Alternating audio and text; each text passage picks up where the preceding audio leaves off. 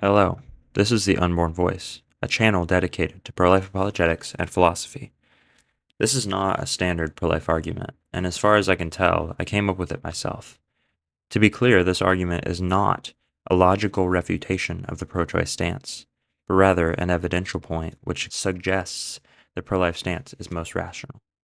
There's a problem for pro-choice proponents, which is often not touched on or even noted by pro-life arguments. I have chosen to call this problem the shift problem.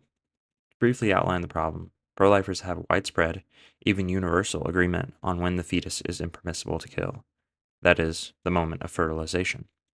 However, there seems to be little to no pro-choice consensus on when the fetus shifts from being permissible to kill to impermissible to kill. Some say it is the point of viability, which varies with time and location, and others say it is after birth. Others dismiss the question entirely, saying it is unknown. There is no serious pro-choice philosopher who argues murder is morally permissible. Given this, there must be some time when it becomes impermissible to end the life of an individual. This is the crux of my argument. Premise 1.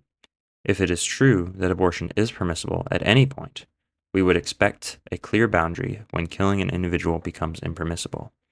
Premise 2. We do not see a clear boundary for when killing an individual becomes impermissible.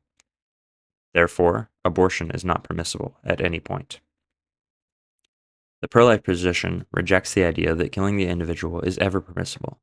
This is the only way to escape this problem. Again, this is not a slam-dunk argument showing why abortion is not permissible, or a logical refutation of a pro-choice claim. Rather, an evidential argument which suggests the pro-life stance is the most rational. A potential response may go something like this, and I call this the definition response. Somebody might say, you have simply defined those who are pro-life as people who believe the human life is impermissible to kill from conception, which means there is one position which makes one pro-life, but many positions which make one pro-choice. Given this, there is no surprise that disagreement exists on our side because you have defined it as such. Admittedly, this is true, but it does not address the problem. If there were a clear line where the individual moved from permissible to kill to impermissible to kill, we would still expect to see widespread agreement on when this is.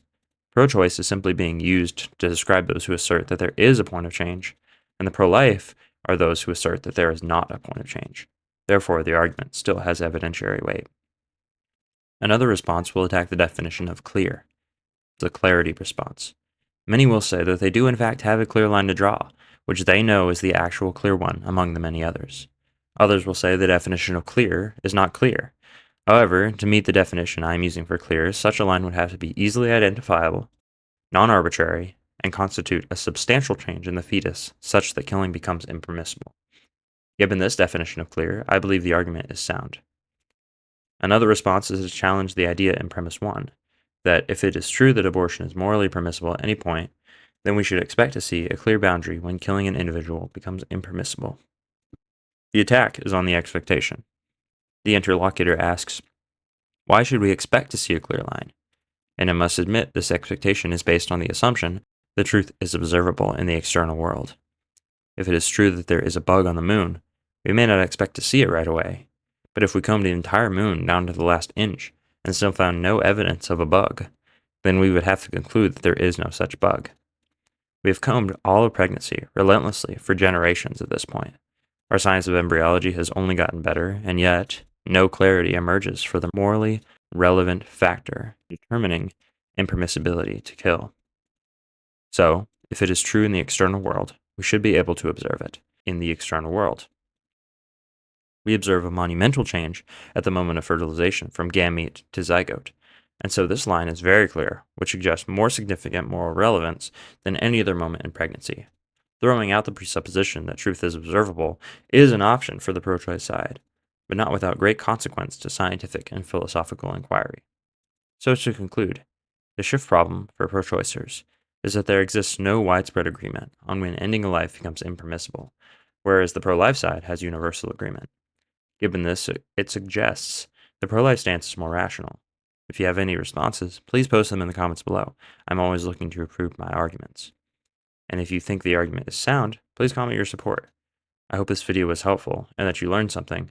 Please leave a like and subscribe if you think this video earned it. Thanks so much for watching to the end, and as always, your life has value, and have a nice day.